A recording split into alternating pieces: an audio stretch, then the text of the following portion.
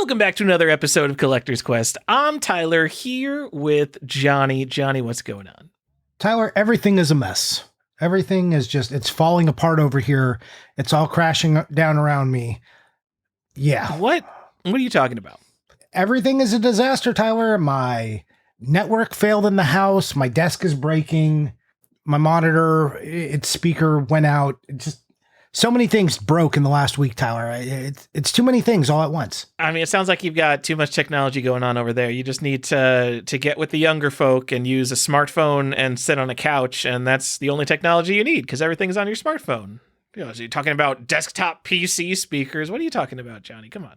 Tyler, it's not even a desktop PC speaker. It is the one that was ingrained in the monitor. So now I bought monitors without speakers, so this never happens to me again. Oh yeah, and then I'm going to become a streamer on YouTube. I bought a $500 PC, and then I spent $2,000 on like LED lights and a microphone, so I can be the best at YouTube. Is that the right choice? When are you getting the best at YouTube? I don't mean to diminish your channel statistics, Johnny, but you get like 4 likes on your YouTube shorts. I get more than 4 likes on my YouTube shorts. Maybe, you know what? Maybe the algorithm just shows me them first because I'm such a big fan. They do. So I get to. They do show them to you first. There's a guy called Collector's Quest that has more subscribers than you do. But I'm not called Collector's Quest on YouTube. You're called Collector's Quest Podcast. No, I was Johnny Iucci. I just changed it, not like at the start of September.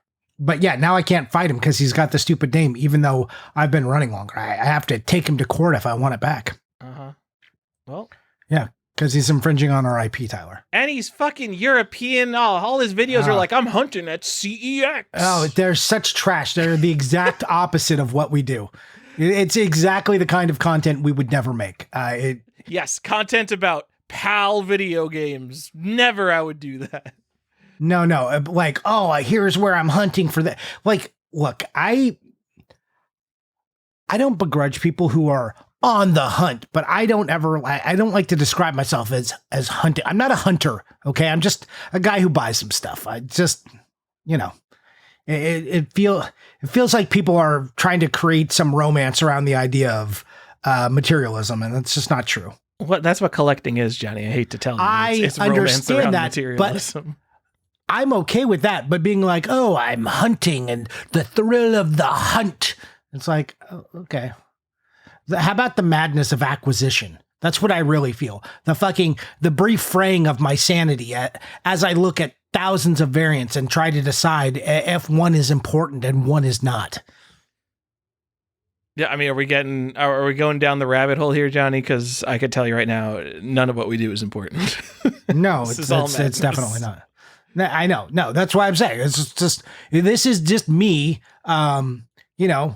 messing around in the sandbox of my own, defects. That's just, I'm just like, oh yeah, here's all my mental defects. Let me play around in here. And then I invite other people to join me and they're like, hey, we're broken in the same way. And I'm like, well, come on in. I have some stuff over here for you.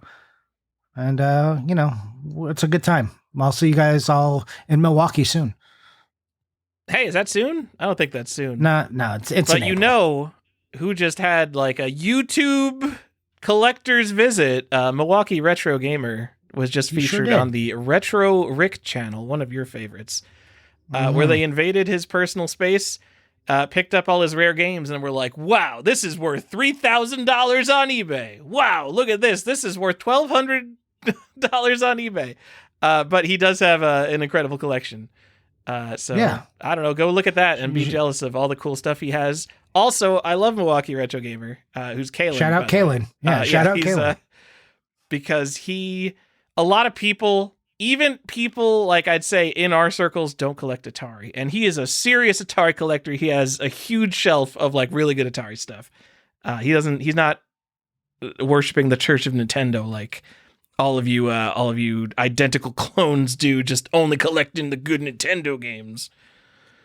I'm just going to say Kalen has the same disease, whatever you and I had, when we're just like, we own 10,000 games. And you're just like, yep, there's a type. Welcome to the club. He has his like basement, has them all like nicely displayed on shelves though. I mean, you do too.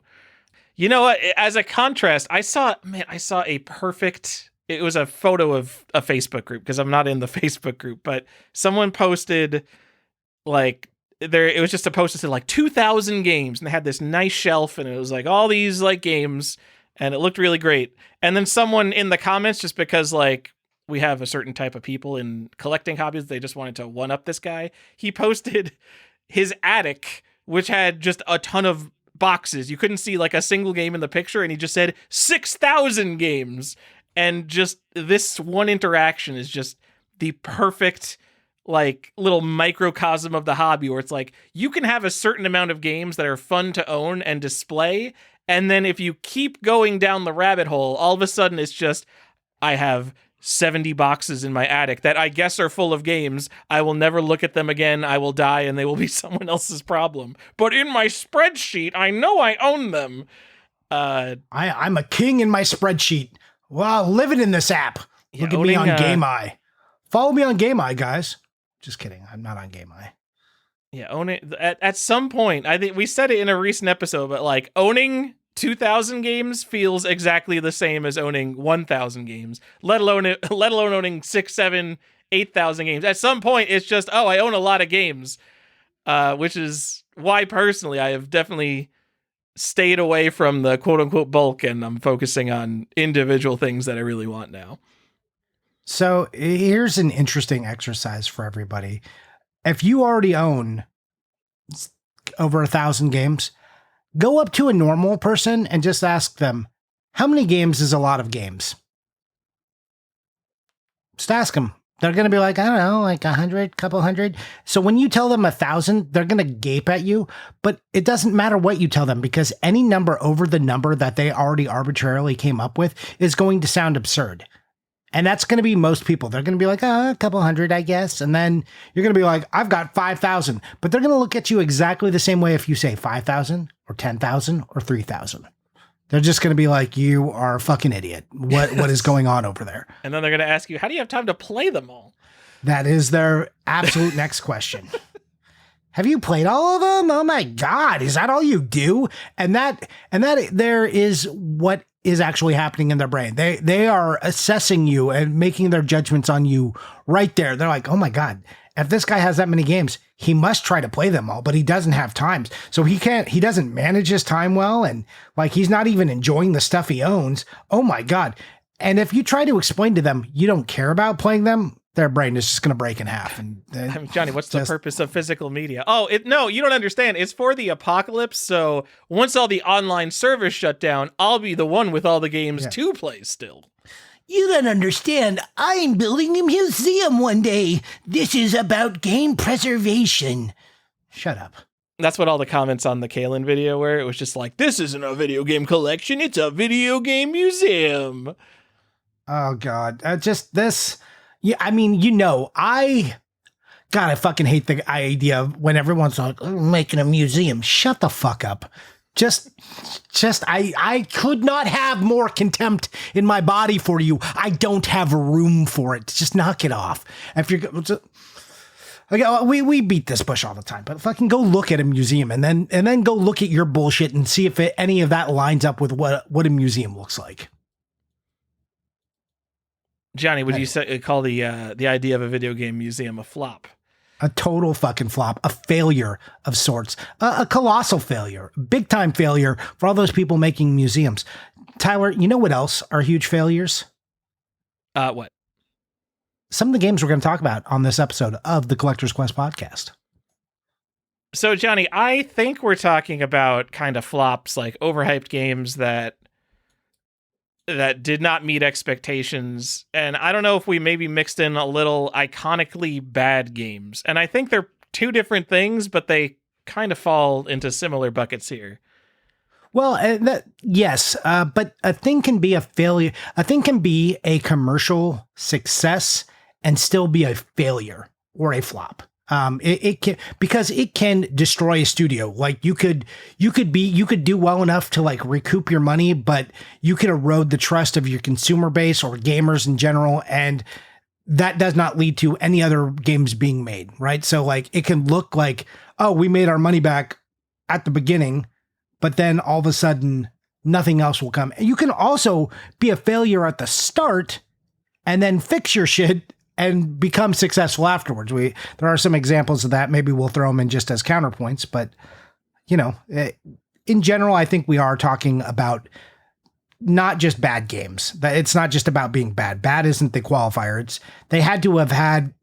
Their release has to have had some consequence, either for the industry, for the studio, or for gamers. All right, so we are, I guess, I'm going to pull 2 games out of these various lists we have. You put Mass Effect Andromeda, which is by no means like a failure in sales in terms of pure numbers. If we looked up the numbers, no. I'm sure it sold millions and millions of copies to lukewarm reception, and they didn't make the $7 billion I'm sure they wanted to. And I think that kind of stuff is a less interesting story and thing to collect than something like Plumbers Don't Wear Ties on the 3DO, which you can't really call a failure. It's just this iconic piece of garbage that is rare because no one bought it, game. But no one also ever had any expectations. Yeah. That's fair. And I think our list will coalesce into something that looks more like I said, has some consequence. Mass Effect does have some consequence for the gamers and the fact that, look, the reception to Mass Effect 3 was good until the end, right? People were really mad about the end, but people thought that was a really good game, especially coming off of Mass Effect 2. Expectations were so high, and Mass Effect 3 didn't really deliver on the promise of everything you had been doing. Then you have Andromeda, which people just hated. They just hated it, and they stopped playing it, and then Mass Effect went from like the biggest thing ever and one of the greatest franchises of all time to just being like, oh, this is a $10 game at Best Buy, and now no one wants to buy Mass Effect until they did the remaster. But was the remaster enough to resurrect it? Like, what was it being? That feels like hey guys, remember when we were good and we did good? Hey, see, here's Mass Effect. I don't think people hated Mass Effect Andromeda. I think it was just fine. I would say the reviews are contrary to that. All right. All right. I think it's a consequence of high expectations to okay game. I mean, I think we see that a lot, but failure of expectation is a huge deal, right? Think about it. It's easier to think about in terms of movies because I think everyone's experienced this. You watched a movie, you expected something, you built up an idea of what you wanted a movie to be, and you hated it when you saw it. And then for some reason, you got tricked into watching it again like 10 years later, and you're like, oh, I don't know why I hated that much. This was like fine. And that's just because that layer of expectation has been stripped away now, and now you're watching it through a clean lens, and you're like, oh yeah, this movie was actually fine, or this movie, I enjoyed it. Where when your expectations were all in the way, they mess things up. And, some people create their own expectation. Sometimes the studio and the marketing creates the expectation. And some of that is the problem, is a lot of these games on this list, like they may have had demos that were promising a bunch, or it was just bullshit. None of it was real gameplay. It was all faked. And that leads to the reception when it comes out of people not understanding what happened. So it's not just people's expectations that they created themselves. It could be, that their expectation was manufactured under false pretenses. And I mean, I think what you said happens to a lot of the games in terms of being like these commercial flops, not meeting expectations. When people go back to all of them, there's always these defenders who are like, oh, it wasn't that bad, guys. I'm trying to think of a movie example. I'm only thinking of this because of the pinball machine, but like Terminator 3, like everyone was like, oh, Terminator 3 is dog shit because it came after Terminator 2. And now I'm sure you go back to Terminator 3, it's like, it's a fine action movie. It's just nowhere near as good as Terminator 2, obviously, because it's Terminator 2. I always feel it about the Superman movie. So, because there's like 11 Superman timelines. No one knows what you mean when you say the Superman movie. The first Henry Cavill movie where it's just Superman, right? And that's part of the problem because it's really a Superman origin story. And he's been Superman for all of like 3 days in this movie. And people are like, Superman wouldn't do that. Superman wouldn't do this. That was like a large criticism criticism of the movie. Had they called it like Superman Begins, which they definitely didn't want to, or Superman Origins, again, they wanted to avoid all of that, those kind of connotations, because they were afraid of, at that point in time in media, another origin story for superhero movies was considered a bad deal, and no one wanted a repeat. So they create the Superman movie, which is really an origin story, but they don't want to call it that, so they just call it Superman, which creates a bunch of bad expectations. And again, the movie does have problems, but if you sit there and look at it and go, oh, this guy, he doesn't know how to be a hero. He's got no context. But the audience is all like, he's supposed to be Superman, but he doesn't know what Superman is. He hasn't created what Superman is going to be. He's creating it as he goes. So if he kills some people and then feels a massive amount of regret, and then the consequence of all of his actions and like destroying, it's like, oh my God, I have done so much wrong. I need to be better. I need to be the thing that saves everything. I can't let this happen on my watch. I'm too good for that. That's not the story we got, though. You're like, oh, he's Superman. Why does he know how to do this shit? Well, he just started. He just got here. So that movie for me always rings true as like, I think they could have built this again. Movie still has problems. So I'm not being like, it would have been great if we're here just to defend the fucking Henry Cavill Superman movies. Yeah. Yeah, I'm not saying that. Even the first one, I'm not saying that there wasn't like inherent problems to it, but I think it would have had a better reception with some better marketing, and again, some tweaks on what they were trying to tell, like what they told us the story was going to be versus what the story that we got was. Release the Snyder Cut. Oh, thanks. Yeah. Perfect. That might have been a thing for Man of Steel. I honestly don't remember. No.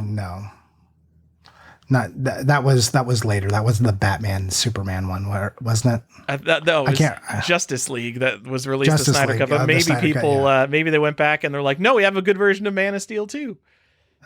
Well, again, I think that version was fine. I just think that they fucked up with how they presented it.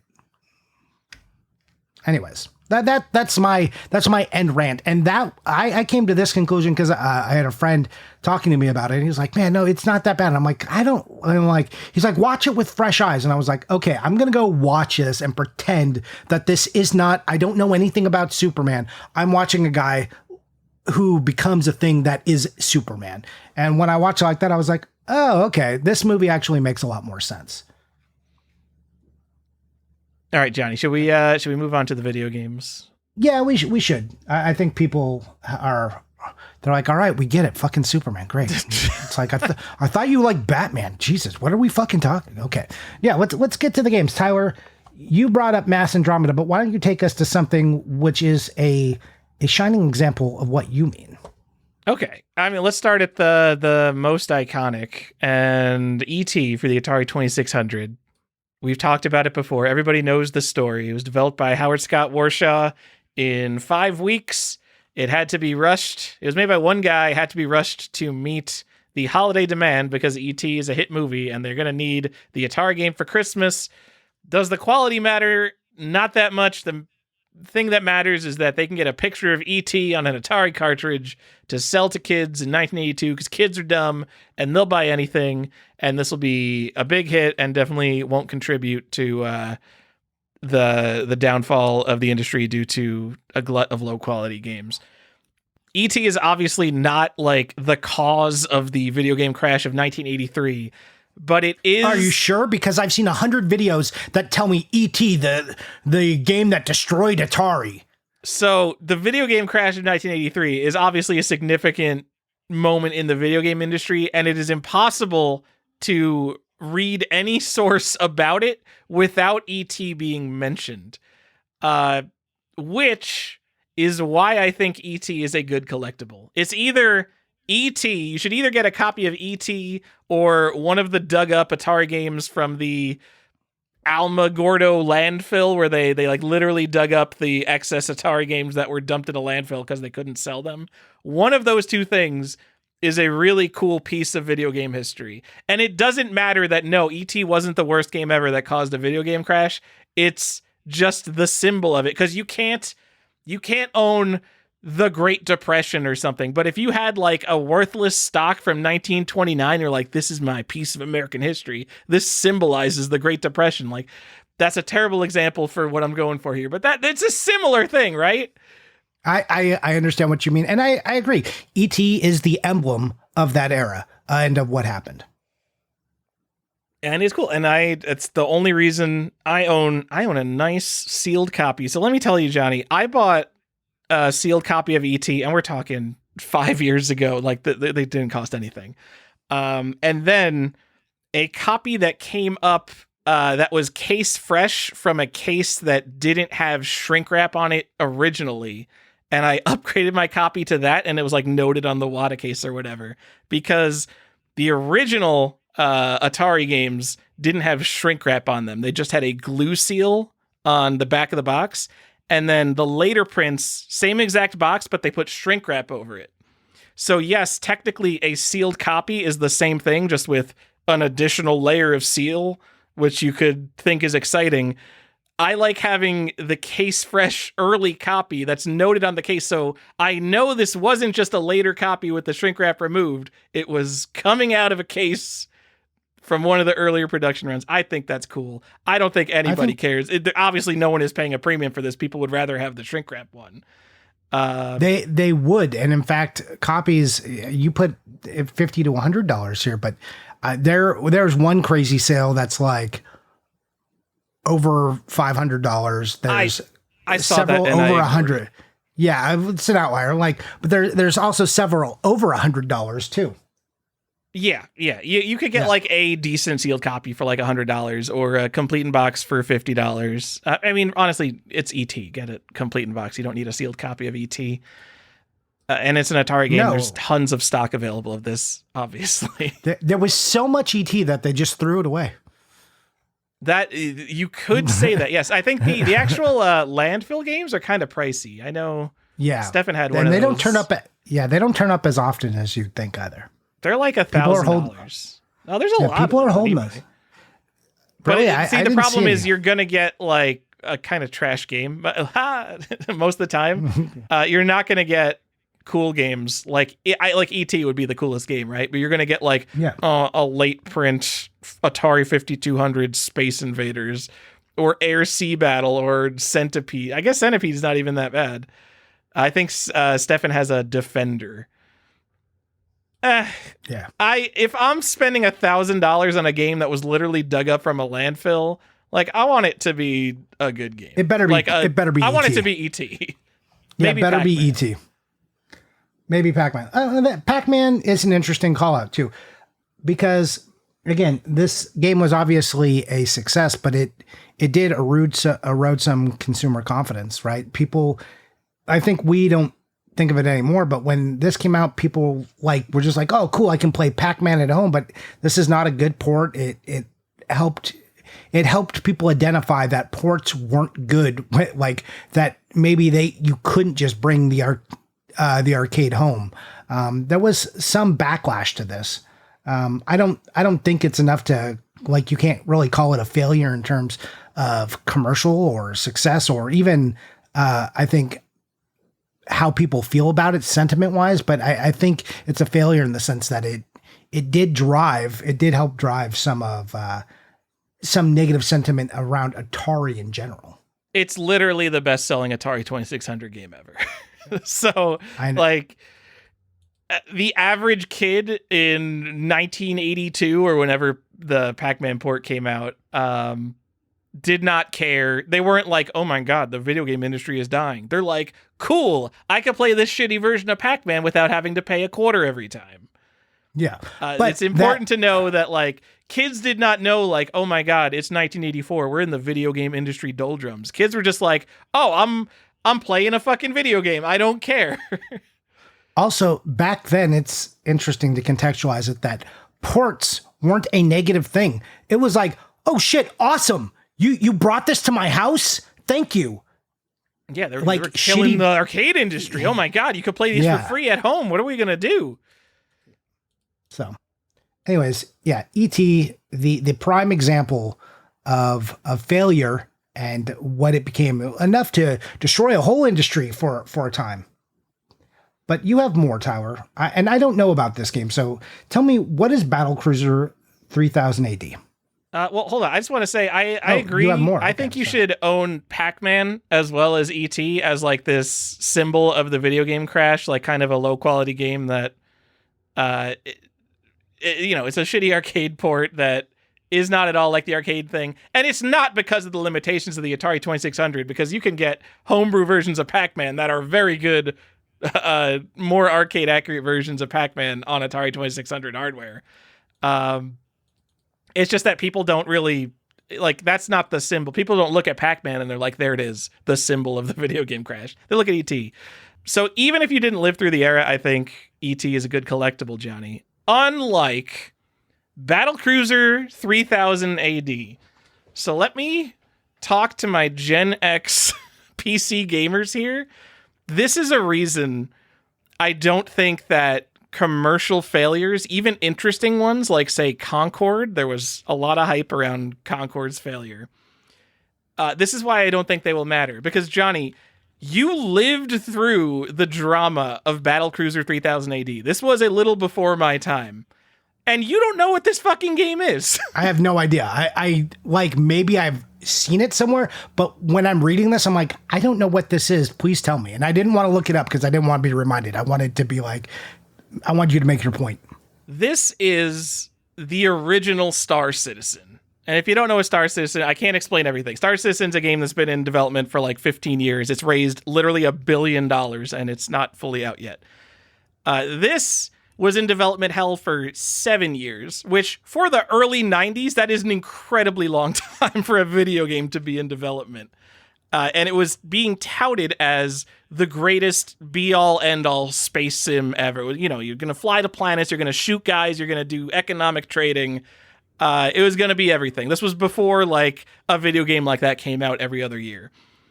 So it started development in 1989. It came out in 1996 when its publisher, man, I don't have the publisher. Was it Take-Two? Its publisher forced it to be released when it was not finished. So it was buggy and unfinished, and everybody hated it. And it was obviously a huge flop. It was Take-Two. Okay, yeah. And so the developer, Derek Smart, was all up on the Usenet groups, starting flame wars with people about how great his game was going to be. And he was like a classic internet troll dickhead. He was like doxing people who were fighting against him. It wasn't just that he was defending his game in these Usenet threads that got to tens of thousands of posts long. He was like being a real toxic asshole about it. And then his game came out and sucked, and he was blaming everybody but himself for it. It was a genuine disaster of a release, and I think it's one of the most iconic disasters of like a flop of a video game. But because it's like this early 90s PC game, and if you weren't into early 90s PC games, the average person has no idea what Battlecruiser 3000 AD is. And I think in 30 years, no one is going to know what fucking Concord was, because it didn't even fucking release. Or like it released for like a week. It had less of a life than Battlecruiser 3000. At least Battlecruiser 3000 was updated. It had like a version 2.0 release. It had a gold release. They fixed the problems with it. It's just like by the time they fixed the problems with it, no one really cared. Yeah, unlike Concord, which is nothing. I mean, I guess we can just, I think people know what Concord is. But yeah, this was a PS5 game, came out, was supposed to do all these things, did absolutely nothing. No one wanted this game. It had a brief minute where, like, because it was canceled, what was it, canceled within a month of releasing, Tyler? Is that accurate? It was early. It was like 2 weeks or something. Like, they were very clearly like, oh yeah, we're not going to do this. We need to stop spending money on this immediately. And then it caused this little tiny blip of a bubble where people were like, oh my God, another canceled game. This could be like stadium events. They're recalling it. They're pulling it from store shelves. They were pulling it from store shelves, and it was just going to these distributors who were all just going to dump all of this inventory for nothing prices. But people were obsessed with it for a second because, oh my God, it's no longer in stock at GameStop or Best Buy, and I can't find it. And this game is a nothing game. Now you can buy new copies for under $20. Maybe go buy a copy of Concord. As a curiosity, like a game that literally is an online game that never happened, like that's cool. Like it's not. I'm not saying it's going to be worth something, but I do think it's worth owning for if you can get a copy for $15 freaking like. That, yeah, it's not. What set is that in? Is that like the PS4 or the PS5 set? Of all the games in that set, that's going to be one with an asterisk next to it. Like, this is an interesting game because. So yeah, why not?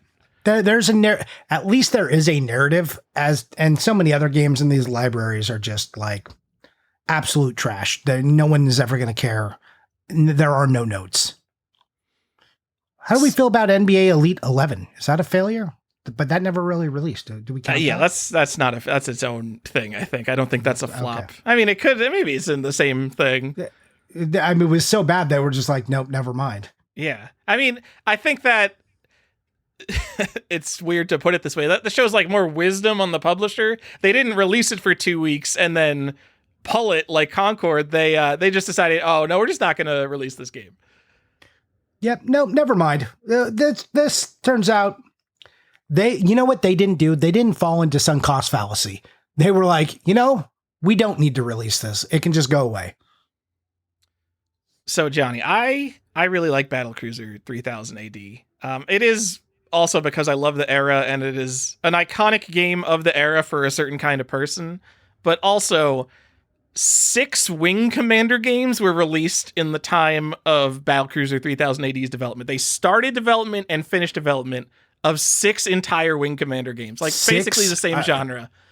Basically all the Wing Commander games. Yeah, so it's 1 through 4, and then they had like 2 spin-offs, and then they had like all like the mission packs and stuff. Like, and now, so Chris Roberts was one of the main guys behind Wing Commander, and now Chris Roberts is the main guy behind Star Citizen. And Star Citizen is the modern day Battlecruiser 3000 AD. It's the same genre. It's the same problem. They've made way more money with Star Citizen, but it's never coming out. And I just think it's so cool to look at a game from like the mid 90s and be like, oh yeah, that's the Star Citizen of its time. What a fucking piece of garbage. That is interesting. Like, and he was right there. He saw it all happen and he couldn't even get out of his way. And also, Derek Smart fucking hates Chris Roberts. Hating Star Citizen is like, that's like a full-time job on the internet. You could just hate on Star Citizen because if you don't know what Star Citizen is, not only is it like the biggest space sim ever, it's like what they're trying to be. They're like trying to simulate the whole universe, and you could walk around it all, like No Man's Sky, but better. You could spend like $10,000 real money on like a giant ship. Like their business model is like you spend real money on huge spaceships. And they're like, oh, you won't need to spend $10,000 unless it's a guild. If you're just a regular person, why don't you buy this $240 spaceship? It's one of those kind of games. Derek Smart was one of the first people like calling out Chris Roberts like, this game will never be finished. Before it was cool to hate Star Citizen, Derek Smart hated Star Citizen. That guy has a lot of other problems going on. He definitely has problems. He's also very jealous that Chris Roberts is probably a multimillionaire living in a castle, and no one knows who Derek Smart is. He's got to feel like that guy stole my life. That was supposed to be me. Absolutely, yes. Yeah. He did the same fucking thing and got $1 billion for it. Yeah. So what kind of failure would you classify this? I have like a few different like failure types I just kind of put in. I put like studio killers, overhype, and PR fallout, which I think this probably goes into for Battlecruiser. Live service collapse, that's our Concord. Franchise fatigue, Mass Effect, and then overreach, just like technical overreach. Like they didn't properly calculate the cost of actually making games, and so they cheaped out and sure. I mean, I think it's definitely overhyped and overreached because Derek Smart definitely overhyped his own technical abilities and was not able to deliver. And this game's like, it's like $30 complete, and even like $50, $60 new. It's not at all rare to find them sealed. You look at like the sales numbers, it's like, oh, it only sold 70,000 copies, which was, for mid 90s, not great. But they're available out there sealed. The thing is, again, if you're just like a guy and you've never heard of Battlecruiser 3000 AD, like, don't buy it. That's what no one's ever going to care about any of these games. No. And I think so. Let's move on, Johnny, to the 2000s or maybe 2000, Battlecruiser 3000 AD, which is Daikatana. And so now, all right, let's bring my millennials into the fold. Okay, so this I've is got a your millennial game, Battlecruiser too. 3000. It's Daikatana, except it's made by a much more popular developer. Okay. John Romero. Never heard of him. Tell me famous about him. game designer behind Wolfenstein 3D, Doom, and Quake. That is literally his track Zombie record. movies. No, that's George Stop. Romero. Just kidding. I'm joking.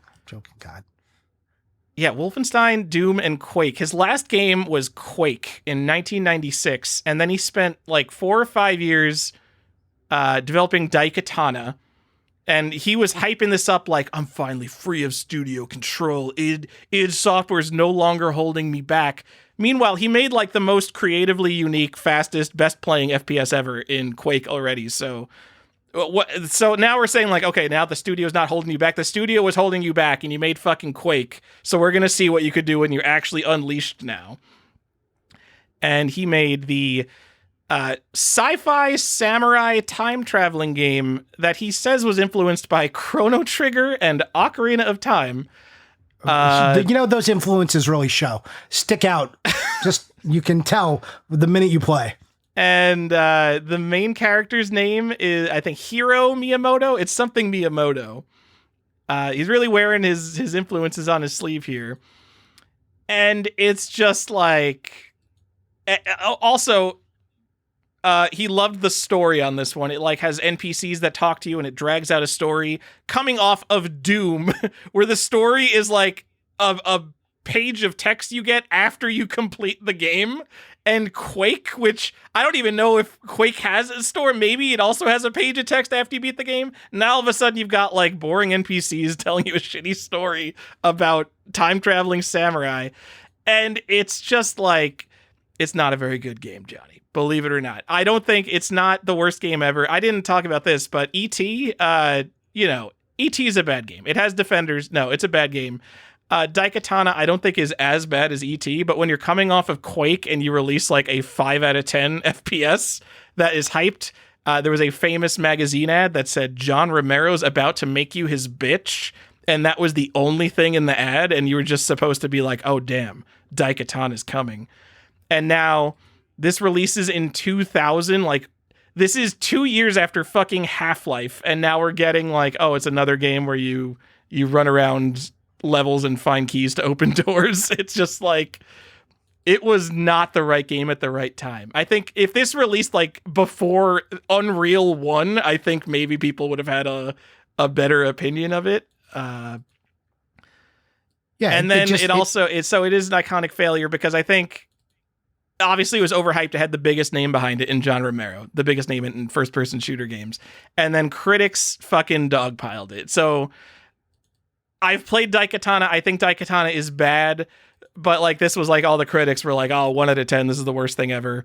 And it is a bad game. But, I think it maybe gets slightly more shit than it would... if it wasn't due to the incredible hype behind it. And the terrible time of releasing, like 1998 through 2000 is probably like the absolute golden age of first-person shooters. So to release a mediocre game in that time is like the worst. This came out like a couple months before Deus Ex, one of the most beloved games ever. So by the same company, to be clear, like Ion Storm and Eidos, the developer and publisher of Daikatana, 2 months later, like released Deus Ex, one of the most beloved games of all time. Yeah, just again, like you said, wrong time, and like was crafted. And by the time it came out to just not looking up to par with the stuff that, were its contemporaries. So yeah, a lot of misses, but yeah, overhype, PR, and HD overreach. Again, failures. How I'm marking this one on my list. Johnny, I'll say sealed copies on PC, like decent sealed copies, not even like you have to go cherry pick a sale. Like this seems like under $100. Are you going to talk about the N64 copy being a Blockbuster exclusive, or what are you going to do here? So, so the N64 copy, that's what's interesting. Like you can get a sealed PC copy for like less than an N64 cartridge because this is one of the top uncommon N64 games, which is kind of crazy. It is, yeah. So like does that make it matter more that people care about this? Because I do think this falls into that, like, I don't know, it's not Rat Attack, but it's in like that WTA Tour tennis, the European tennis game. Like it's a top N64 game. Unlike a console that has like a couple really rare games and it has like this kind of just all this stuff kind of lingering at the top. I don't know. I don't think you should buy the N64 version. I don't care. You don't care about Daikatana. But yeah, look, this is one of the games that people chased for a long time. You know, people knew about this. There's also a PAL version that goes for a little bit of money too. Sometimes people confuse it because the box looks remarkably similar, except instead of like an ugly, like faded red end, it's got this cool black end on it. So anyways, Daikatana, an interesting N64 collectible, at least. You know, it's got something going for it. I think I would have, I don't know, 10 years ago said like, yeah, this is a cool thing to own because people still bring up Daikatana as like a flop. Like if Concord came out in 2014 or something, people probably would have compared it to Daikatana in some way because it is an iconic flop. But as time has gone on, I think people don't care about Daikatana anymore. And it's just like this thing where I think like, if you're a boomer, you know about E.T. If you're Gen X, maybe you know about Battlecruiser. If you're a millennial, you know about Daikatana. And it just becomes this thing that it's like you had to be there, and then it kind of falls out of history because, you know, how much are we really remembering historical flops, right? Not too much. I want to give just a couple other notes about this game. It does have a poster and a reg card on the N64, so look out for that. And also, Tyler, did you know that this got a Game Boy Color port for the PAL in PAL territories? It did, and it is both the best received and most expensive version of the game. Actually, I don't know. Maybe the N64 complete in box is the most expensive, but it's like it's like $200 to $400 on Game Boy Color. Yeah. So Daikatana was interesting because it started to boom before like just the COVID boom. Like it was going up. People knew about it. It was like getting to be like a $200 CIB. And then during COVID, it shot like all the way up to like $700. And now it has been on a steady trek down to around $400-ish. But again, if you were going to buy it, you're probably going to pay more if it has the reg card and the poster because and the manual. The manual is missing a lot of times for this game. The poster is like usually always missing. So these are going to be the details that matter if you decide you want to buy this thing. So if you're going to do that, at least make sure you get it nice. The Game Boy Color one goes for about $200, which is crazy for a Game Boy Color game. So it is a Japanese developed. So Daikatana is like a white American guy's Japanese-inspired game, and then the Game Boy version was actually made in Japan and is a better game because it's like a Zelda game with like, you know, a cyber samurai type deal. I've never played it, but apparently it's a much better game. I have no idea why it wasn't released in America. Is it because Americans knew how bad Daikatana was and they're just like, no one's going to buy the Game Boy version of Daikatana, but maybe these stupid Europeans don't know about Daikatana. Well, I mean, it's interesting. It was released in the N64 one was released in Japan and Europe. So I don't know.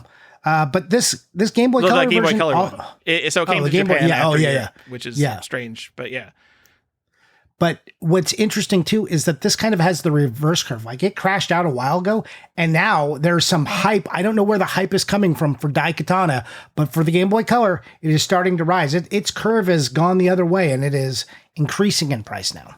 I am guessing it has like the ultimate hidden gem effect because it has the worst possible name, but it is a unique, exclusive game that is actually high quality. Yeah. And that's like the ultimate formula for a hidden gem, right? Yeah, I think so. Maybe somebody talked about it on some podcast or something. We're talking about it right now. Go get your hidden gem, Daikatana on Game Boy Color. It's actually good. Have I played it? No, but I'm looking at it on YouTube, and it looks like Metal Gear meets Zelda or something. Not really, because you have a sword, but Zelda in cyberpunk Metal Gear-ish hallways. It looks cool. Look, Tyler doesn't often call something a hidden gem, but he's not kidding. He actually thinks this looks cool. Johnny, no, that's not the thing. I don't often praise a Game Boy Color game because that is a dog shit console. That's true. That's an even bigger. Oh my God, a unicorn just wandered onto the podcast. Game of the show, Daikatana for the Game Boy Color. Game Boy Color, absolutely. All right. Okay, so I've got a follow-up to Daikatana, something that lives kind of in the same space as this game, but definitely isn't as well known. Maybe people haven't heard of it. I think you've heard of this game, but this is Psychotoxic. This is another PC game. Did you ever hear this one? Psychotoxic. This sounds like something that you bought for your PC horror collection. No, this is not a PC horror game. So it's Psychotoxic, Gateway to Oblivion. You are a half human, half angel hybrid. You are destined to save the world from the apocalypse. Are you ready to stop the Armageddon that is awaiting the world? I have no idea what this game is. This is a Russian first-person shooter? So no, it's German actually. And it's interesting because PC games did have some regionality to them. So this was hyped in Europe, specifically Germany, as going to be this really cool game, but it fell into development hell. And it just looks like, again, it started development in 1998 or something, but didn't come out until 2004. But it kind of followed this similar arc of Daikatana, that it had a well-known, it had some lineage. It had some hype going for it. And then when it released, people were just like, what is this giant piece of shit? But part of that was because the person making this, they were a small studio trying to make a AAA game, and they didn't have the resources to do that. But the hype around it made people think it was going to be this. Anyways, it's just an interesting game with an incredibly stupid name that I wanted to share with you. That Psychotoxic is something that's a game that's out there that exists. It's a pretty well-known failure in the PC first-person shooting world. So go check that out. Interesting that this game exists. Of this game. I have no idea what this is. It's got European hype. It's a European title. So again, I was tying this into Daikatana doing well in Europe. There's this European perspective over here. That's how I was bringing this full circle. Anyways, this is not an expensive game. It is a PC game. Yeah. That's all you need to know. It's on PC, so you can get one for $20 or $50 sealed. $20 or $30 sealed. That's right. You can get new copies of it. Yeah. Looks and plays terrible. I watched 30 minutes of video on it, and I was just like, what is this stupid game? But someone did it. They really tried really hard. But it looks like it came out in 1995, not 2004. That's going to upset some people. There's a guy who has multiple copies sealed, and 13 people are watching it. They're at $60. I wouldn't want to spend $60 on this nothing game, but who is watching Psychotoxic for the PC? Who's like, oh man, the second eBay gives me a 13% off coupon, I'm going to buy this copy of Psychotoxic. Who are these people? What is Psychotoxic? It's more well known than you thought. I disagree. No one knows what Psychotoxic is. I'm going to go watch a YouTube documentary on this now. That's your American bias coming through. The first, there's a video with 500,000 views, and it's just called The Craziest Game Ever Made, which is not true, because I think the craziest game ever made is what we're going to talk about in What Are You Playing? Oh my God. I'm so glad you're playing this. All right. Man, there are some bangers that I gave you to look at. I can't wait to get there. Anyways, Tyler, let's keep it N64 bound. Tell me about Superman, The New Adventures of Superman, or The New Superman Adventures, a name we all knew that Superman on the N64 was called, and not Superman N64. Superman, The New Adventures, Johnny. I have called this game just Superman, as it is supposed to be called, because a pet peeve of mine is adding 64 to the end of N64 games that don't have it just because it was a naming convention. I think Quake on N64 is just called Quake. It's not called Quake freaking 64. There's a ton of examples. People call it Castlevania 64. It's just Castlevania on the N64. But this game is always called Superman 64. Actually, it's just called Superman. No, turn it around, look at the back of the box. The name of this game is Superman, The New Superman Adventures, a title no one has ever said to me once. What? Nope. It's on the box. Joe has jokingly just called this game S because it doesn't say Superman on the front. It just says S. Because they put the title on the back of the box where everyone's looking for it. On the back. Because they just knew we don't need a title to sell this game. We just need the cartoon version of Superman, and people are going to pick it up because that's a cool cartoon. So this name, just for those who don't know, it's based around the time of Batman Superman Adventures. So when WB had the new Batman Adventures, so Batman animated series comes out, they do some revamping. You get the new Batman Adventures, and they brought Superman in under the kind of the same convention. So that's where this title comes from. And it comes with a comic. It comes with a Superman Adventures comic in it. Yep, a notoriously bad game, of course. But is this a failure or is this just a bad game? I think this is just a bad game, and I don't know that it fits well into our episode. But I think people would ask, and so I like having things like this in here where we're just like, this is just a bad game, and it's not really the failure that you think it is, but it does create failure in the sense that people distrusted games from that developer. It hurt the studio. The people making these games. This is a Titus interactive game. Every Titus game is fucking terrible. No one had ever had trust in Titus. We all have trust in Titus because we all collect Titus games. Oh my god. Yeah, because they all have low sales because they're all fucking terrible. But this was an N64 game. Europeans don't know how to make a fucking video game. And neither do Americans. Only Japanese know how to make video games. I'm sorry, it's just true.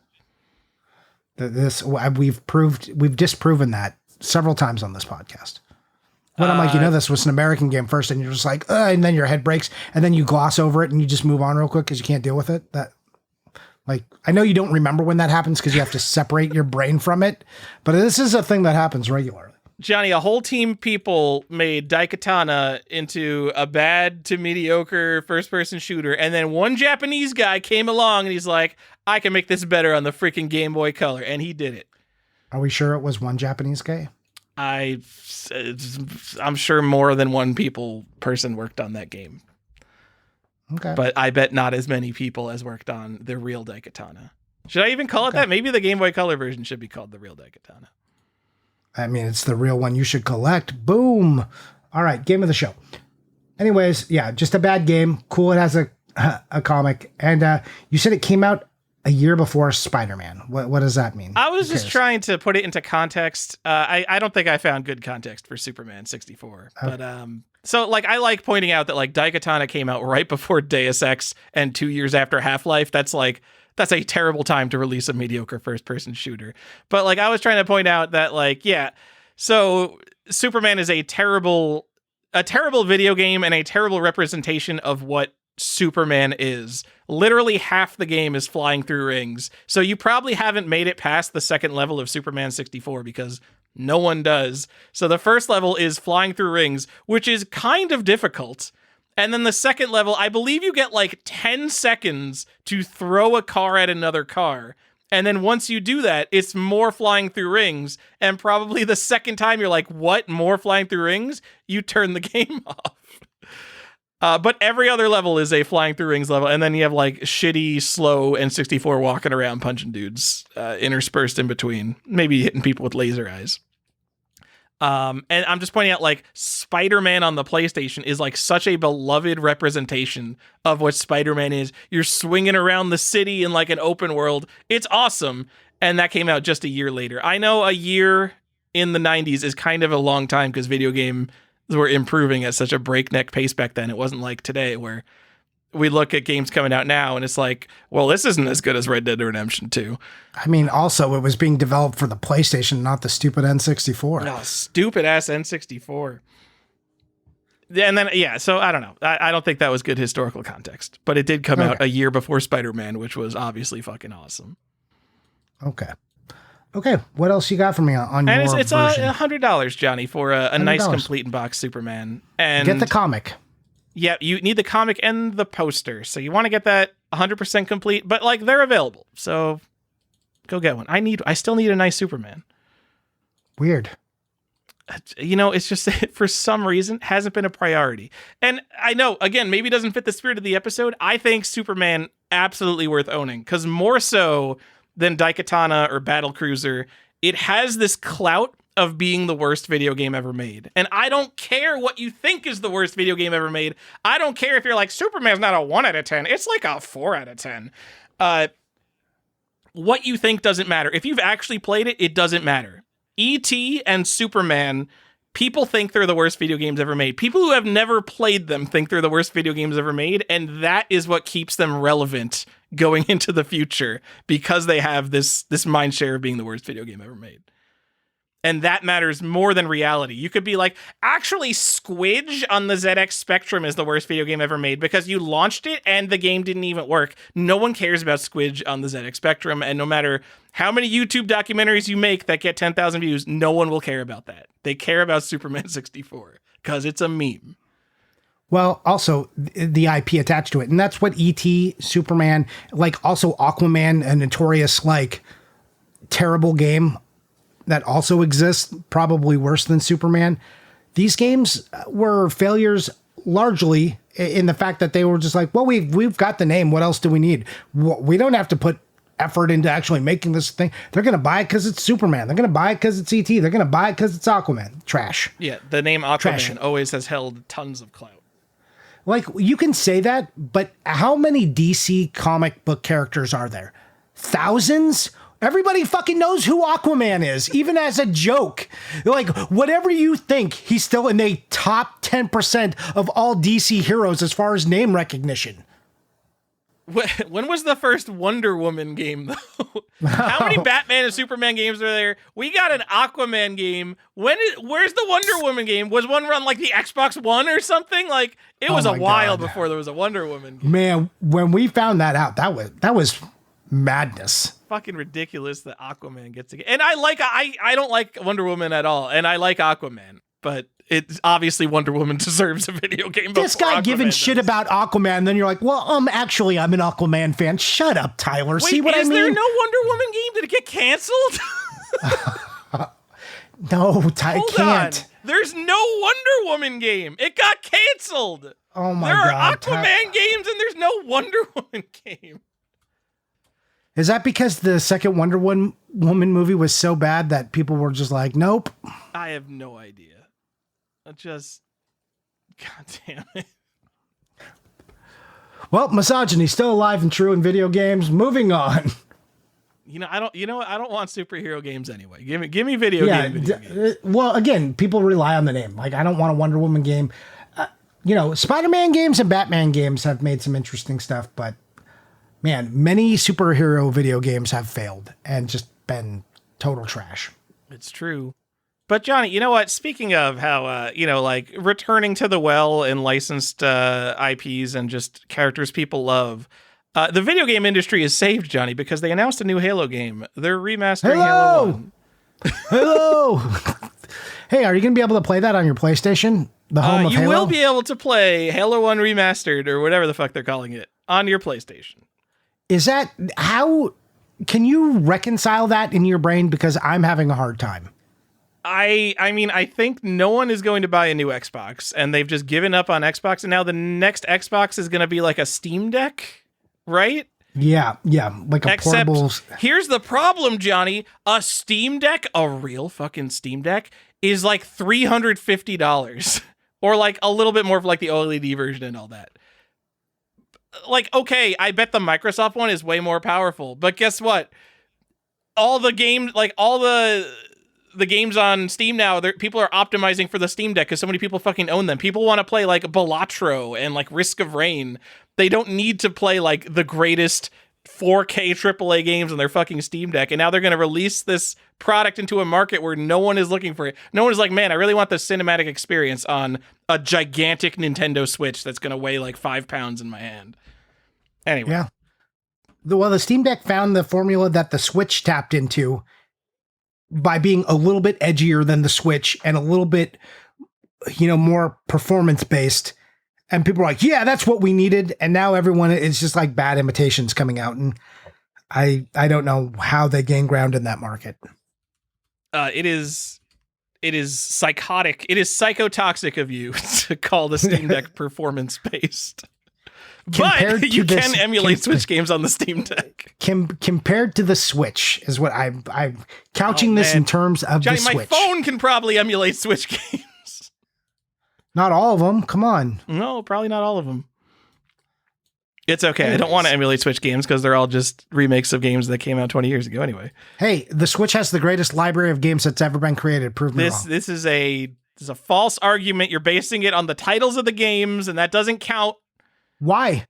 Well, it doesn't matter. Look, if I release a game that was cool 10 years ago on the Switch today, and I just make that version available, that version is available for me to play on the Switch. It's in the Switch's library. It's a great game. Steam Deck has the best console library of all time. It's not a console. It's a console. What do you mean? How is it not a console? Video game they sell PlayStations that don't have disk drives. That's a computer. Steam Deck's a computer. I guess that's true. It's I don't know, because then it's the PC's version of the Switch. It's the PC's version of the Switch. Man, and Anyways. It's the best thing that's ever happened to Linux. Literally the best thing that's ever happened to Linux. I love it so much. Oh man, Linux. Why does it still exist?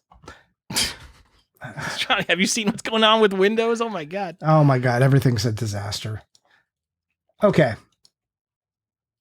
Tell me about Duke Nukem Forever. Johnny, Duke Nukem Forever. I think this definitely counts more than Superman. This is the iconic development hell game. So right after Battlecruiser 3000 AD released in 1996, Duke Nukem Forever entered development, and we got a new game to follow the development hell of for a decade? No, 14 years, because it came out in 2011. 2011, we got 14 years of this thing being trapped. So this used to be like a common internet thing, almost like GTA. I guess GTA 6 is maybe the thing now, but people aren't expecting that to be dog shit. People will post timelines of like historical events and video game releases that have happened since like Duke Nukem Forever entered development or like GTA 6 entered development. And it'd be like, they had time to start and finish and release like all 4 games in this series since the next Duke Nukem game came out. So there was an entire website dedicated to tracking the how things that have happened in the world since Duke Nukem Forever entered development.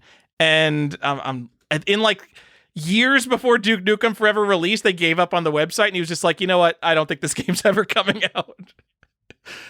Yeah. And then in 2011, it did. To great reception because it was worth the wait. It was bad. I mean, come on, Tyler. It had to be worth the wait. They had so many years to make it great. So Gearbox Software bought the rights to them. I don't know how video game publishers were. It was 3D Realms initially, right?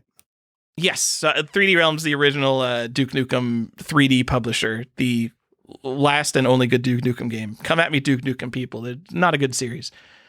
But Gearbox Software, who famously made the Half-Life expansion packs and the Brothers in Arms series, and Borderlands. That Borderlands came out before Duke Nukem Forever. Like, they were a very well-respected first-person shooter developer, and they were basically picking up the rights to this, and they're just like, fix it up and put it out. And they did it, and it still wasn't good, but we got to stop thinking about Duke Nukem Forever. And so at least I'm grateful that they put it out so we could stop thinking about it. It did just murder the franchise. It's a franchise killer.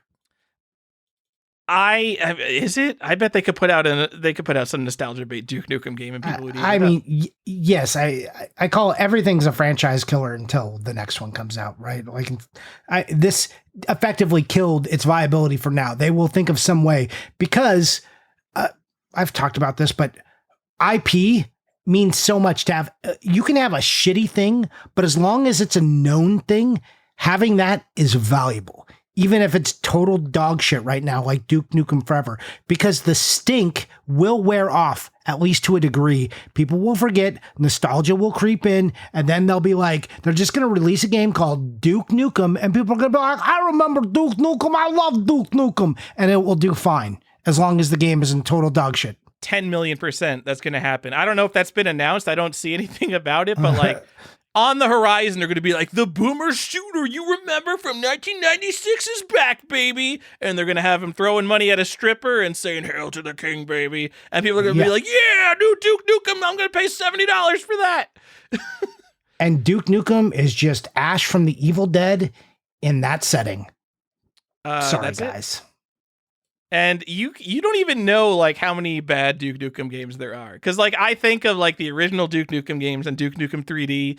And then there was like one I played on the N64. And then there's like I think a couple on PlayStation. There's a Duke Nukem Advance. There's one on the DS. There's like a lot of Duke Nukem games that no one ever brings up. Yeah.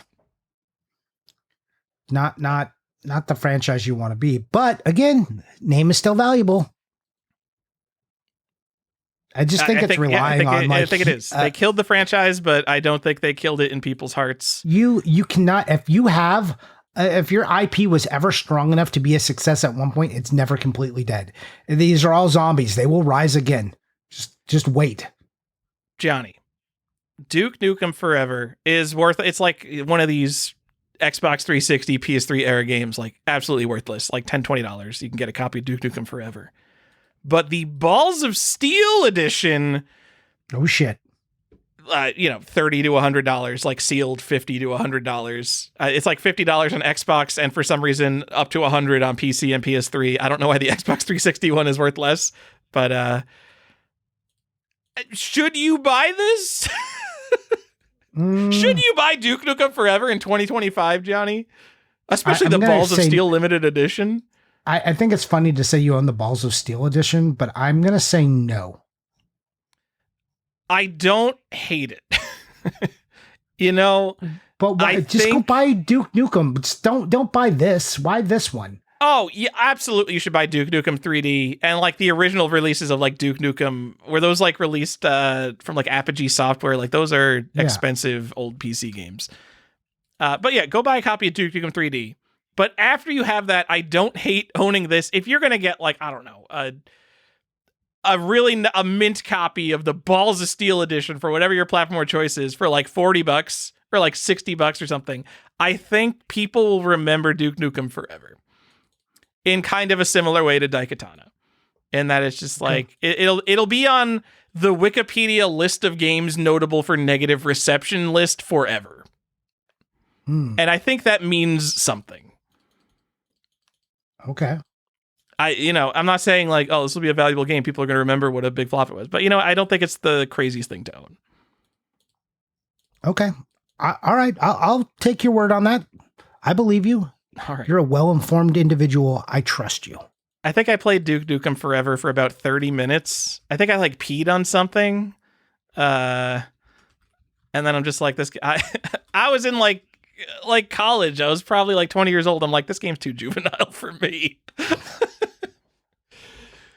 I feel like a lot of these games that come out are like just like trying to revive the franchise, and they're like weak stabs that haven't acknowledged that people have moved on, that humor has moved on, sensibilities have kind of adjusted, and they're just like, I think maybe we can just do the same thing we did. The people still want that, and they haven't even looked if people want that, and they just release it, and it's terrible. I'm like, oh yeah, no one actually wants that. A game that makes me think of that is Leisure Suit Larry, the Magna cum laude edition. Like, it's such a good example of like bad juvenile, outdated humor, like not being updated for the times. No, it's not like it's not like there isn't humor in that vein that could work. It's not even like. It wasn't self-aware enough to know, like, it wasn't like, we know we're doing the dumb thing, so let us show you that that's the joke. It was like, we're making the joke because we think this is funny. And you're like, nope, So who knows if examples of failures, that one is, who knows if it comes back. Though there was I think there's a Leisure Suit Larry Switch collection or some bullshit out there, isn't there? Did I see that? Collection of like the original games? Am I hallucinating that? I might be hallucinating. That would be terrible because I think the second game requires like a keyboard. You have to like type commands at certain points. So I don't think that would. Or is it like the new games? Maybe. Wet Dreams Don't Dry as a Switch release? That's crazy. Wet Dreams Don't Dry Twice is also on the Switch. There are multiple Switch games of Leisure Suit Larry. There was a sequel to Wet Dreams Don't Dry? Yeah. Wet Dreams Don't Dry Twice. This is upsetting. Oh my God, it's a sequel to the reboot of Leisure. It's actually a sequel to Wet Dreams Don't Dry. What a weird thing. Who's buying the new Leisure Suit Larry games Switch, on the Nintendo Switch? Switch, the greatest library that exists. You can play everything on it. It's a fucking adventure game. All right, so I'm just assuming this is gonna be like who's buying this on Switch. So we're gonna go to eBay. The first one I see, Wet Dreams Don't Dry, original Wet Dreams Don't Dry, $200. Wet Dreams Dry Twice, a UK release, $60. Okay, all right, this only came out in Europe. Maybe that makes sense. Because like Walmart's not gonna carry a game called Leisure Suit Larry, Wet Dreams Don't Dry. All right. No. I mean, they're like in the $60 range, and they're all from Europe. Yeah, it's just, what a weird thing to exist. So this is in the same vein of like the waifu shooter game you got me. It's like, and like Leisure Suit Larry is not really an adult game. It's just like a stupid game, but minor risque takes. You probably see some boobs, and it makes like a boing sound. That definitely did on Magna Cum Laude on the PS2 and your Xbox. Woo! God, what I've said this before on the show, but I remember like pirating Leisure Suit Larry off Kazaa as a kid when I was like going through all the Sierra and LucasArts adventure games because I had no money. And I was like, I played it for a while and I was just like, I don't get it. Where's the adult content? Because it's an adventure game. It's not like a porn game. It's a boring adventure game for dads. Yeah. No, I think the last one we had was Concord, which we've already brought up a couple times on this show. Yeah. Should you own it for under $20? I think absolutely yes. Should you spend $250 on a CGC graded 9.9 A++? I think absolutely not. I think that's. But a 9.8 for $150, which is also available? Maybe. $150, like when you could just get a copy for $15. This is so I've talked about this before. I think if you can go from like a decent copy of a game to like a nice sealed copy of a game and it's like double the price, I'm usually willing to make that jump now because it's just that the price differential doesn't match how much of a condition bump you're usually getting. But when almost literally every copy of Concord will be sealed because you couldn't play the game, or at least you couldn't play the game very long. And then we were in like the COVID era, like speculative frenzy where everyone thinks they're going to reach financial freedom by speculating on mass produced objects. So a bunch of people just started buying cases and cases of fucking Concord. And so I bet, what is this for again? Is it a PS5 game? Yeah, PS5. I bet it's the number one most graded PS5 game. And the reason people want it is because it's rare, because it was like basically recalled. But I bet it's the most graded PS5 game. I'm trying to find the pop report. I wonder if that's true. I would love that if that's true, actually. That would make it. What are you grading on fucking PS5, John? What, are you going to grade the Demon Soul remake? I mean, yeah, I guess that's cool, but. You're going to grade all of it, man. All right. With 84 copies, wow, people don't grade a lot of PS4 games. Number one game is Final Fantasy Remake Intergrade, followed by a tie between Final Fantasy VII Rebirth and God of War. And then just under it, with one fewer copy graded, is Concord. That makes sense. That list makes a lot of sense to me when you say it. Yep. And then it's followed by Claire Obscure. All right. With 13 tens. People really like that game, man. Getting a first print of that game is kind of hard. Is it? Mm-hmm. They only have one variant listed here. Whoa. But I don't know. I don't know anything about Claire Obscure. Nope. But yeah, it's the fourth highest graded PS5 game. So it's, not rare. I don't think it'll ever be rare. I don't think it'll ever be valuable. And I think it will always be a curiosity. If there was an N64 game that got like pulled from shelves, even if it was common, like, yeah, it would be fucking cool to own it. Come on. Stadium events of its time, man. Go get it. Stop it. So the Concord is the stadium events of its time is the same thing as people saying Wii U is the new Sega Saturn. Yeah, it's going to happen. Just give it a couple decades, guys. I promise people will start caring. Guys, you were not just going to double your money. You're going to 10x your dollars in just 3 years. I'm telling you, my pick right now is Concord on the PS5. It is the stadium events of this era. Johnny, you got any? You got flops to talk about? We kind of did our notes for this episode in parallel here. Yeah, no, you covered most of the stuff I wanted. I had like minor things. I think we could bring up Sonic the Hedgehog from 06, as people call it, Sonic 06. That was a really dark time for Sonic. Sonic had a gun at some point. GameCube wasn't doing well for it. A lot of weird things were happening at Sonic, and this came out and it was a kind of a huge technical failure. Real bad reviews. But again, the IP of Sonic was strong enough to withstand that. Some IPs are just so strong that even though this game is a flop in every sense of the word, commercial, technical, reviews, Sonic lives on. And then had a couple of movies that people like, 3 movies, and now Sonic is as big as it's ever been, at least in the mind share of the people. I like Sonic 06. In terms of owning it, like ironically as a flop, I think it is one that people will remember, maybe not as much as, what have we talked about? Like, it's not like Superman 64, but in a world where there are so many 3D Sonic games that are kind of bad and you don't play and are made for kids, it is the worst Sonic game, which is awesome. And I love that. I love that for it. Go get a sealed copy. It's probably like $100. So here's a game that I don't think gets a lot of mention, but Bubsy 3D. You ever play this game? PS1 game? I've played Bubsy 3D, yeah. Okay. It's so Bubsy, you know, it's the not game good. that came out the same year as Super Mario 64, they're super comparable. Yeah, so it horrible. And it was released right along Super Mario 64. And I think it's lucky that it did, or it would be a bigger blight on its name because people just didn't go buy this or play it. But yeah, just a technical disaster. And Bubsy wasn't a huge franchise, but it was starting to build some of its name.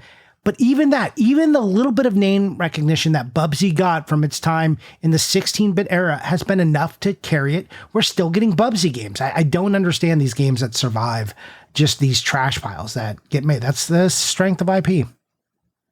And that's really what this episode is about. Doesn't matter how big you fail, as long as you've got IP behind you, you'll be okay. Just give it 10 years. Is Bubsy 3D like Daikatana, where it's like, yeah, people remember it, but if you're younger than a certain age, like no one really brings up Bubsy 3D anymore? Yeah, no one. But I do kind of love it. Yeah, it is a very bad game.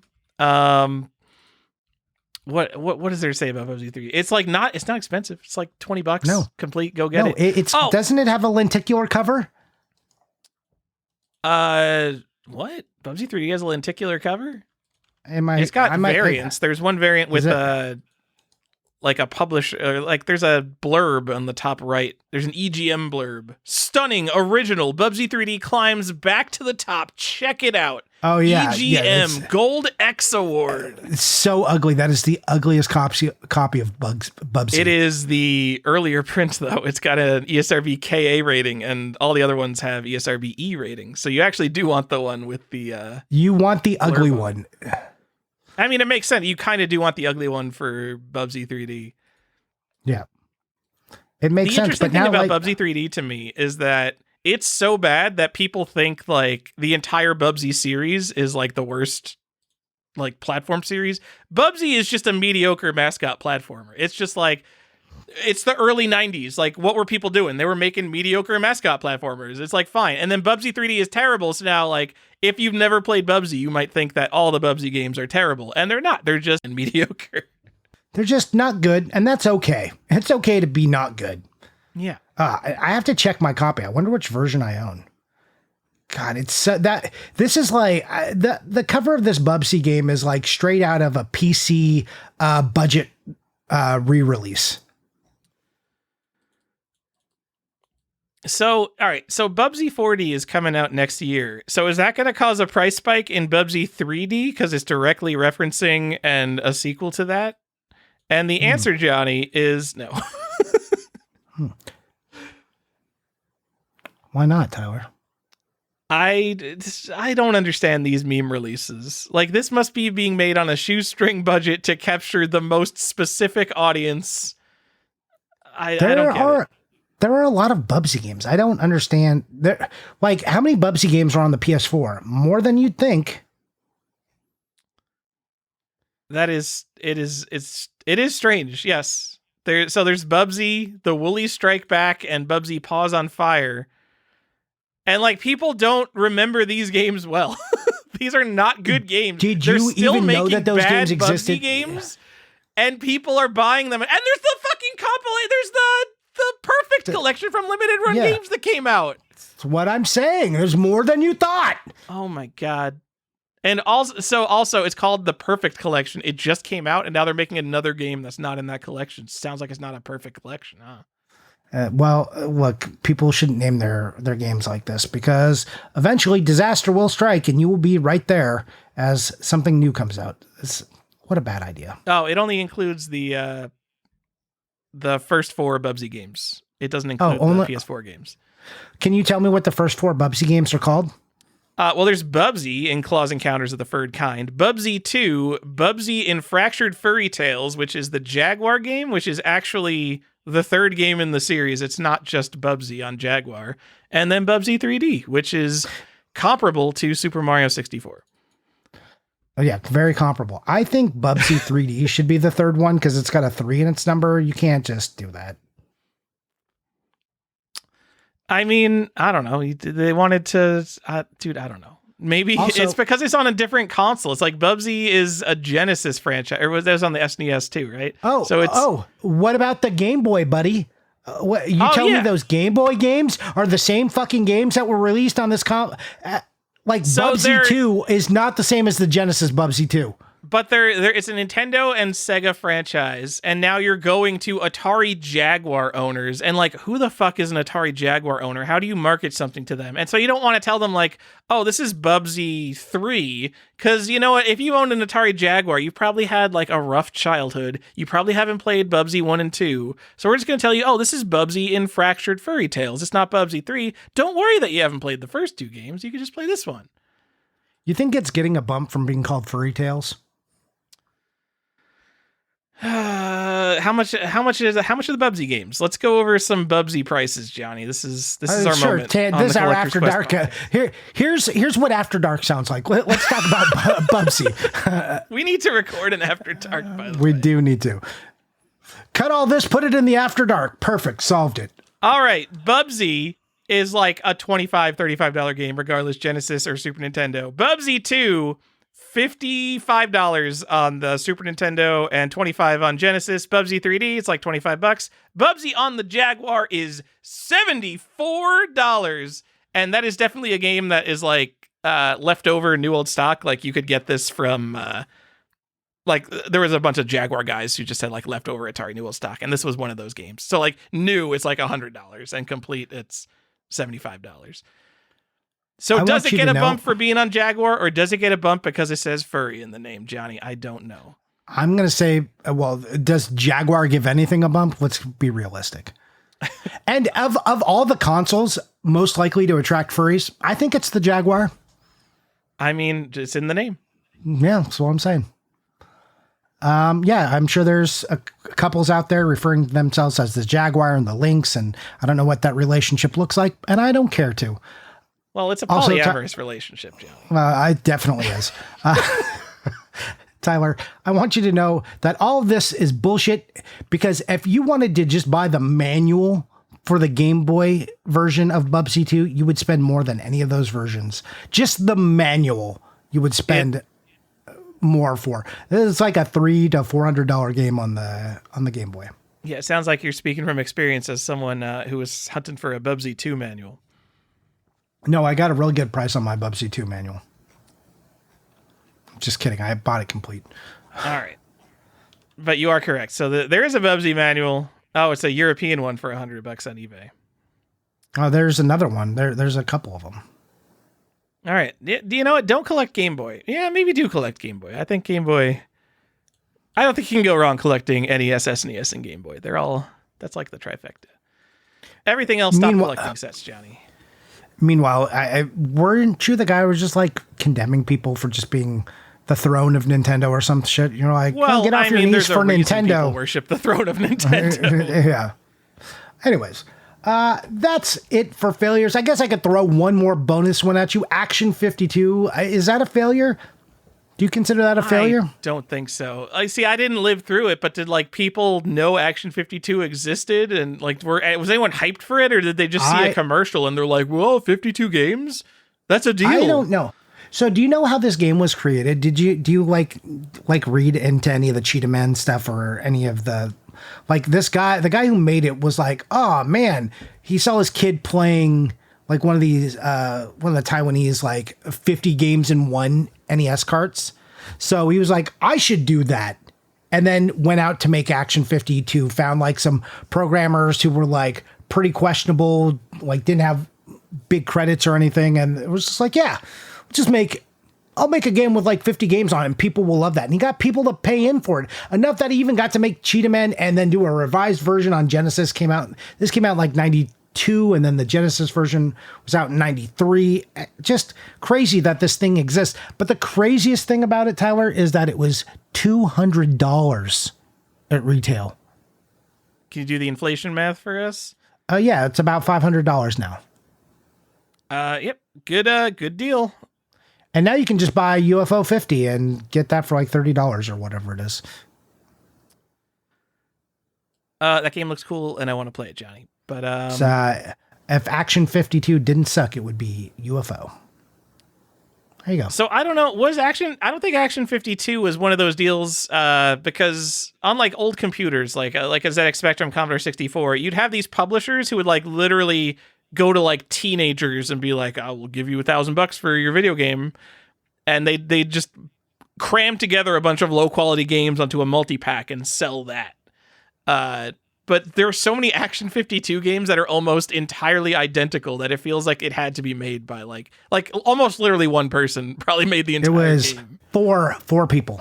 Yeah, that does not surprise me. After playing Action 52, it's so much stuff that's like, oh, this is clearly just like the same engine, and they swapped a sprite. And I think there was like two. I might correct that. I think it was two guys, and then like one guy that's like not credited, but like one guy was doing most of it, or two guys were doing most of it, and then there was like two other guys. So I could be a little wrong. So, anyways, well, while we're talking about Action 52, I do think it's one of the coolest unlicensed NES games. It's just such a weird story. I also think it's one of the coolest unlicensed Genesis games because it's all different games, or like some of them are the same, but now we're updated to terrible Sega Genesis graphics, which are a lot more impressive. Well, and they did fix a bunch of stuff on the Genesis, so they fixed a lot of the game-breaking bugs on the Genesis. Did you know that the game was color-coded by difficulty? I don't even know what that means. So like the games, like if it had like the green border, it was like easy, and if purple was like the hardest. So, like, the colors told you if you were playing a difficult or an easy game. That's interesting. I think I had so many terrible Sega Genesis games. I don't think I would have been that upset if I owned Action 52 on the Genesis. Like, and I don't know. Like, 52 bad games sounds better than me owning, like, Stargate or whatever. Because, you know, I had to play the same game so many times.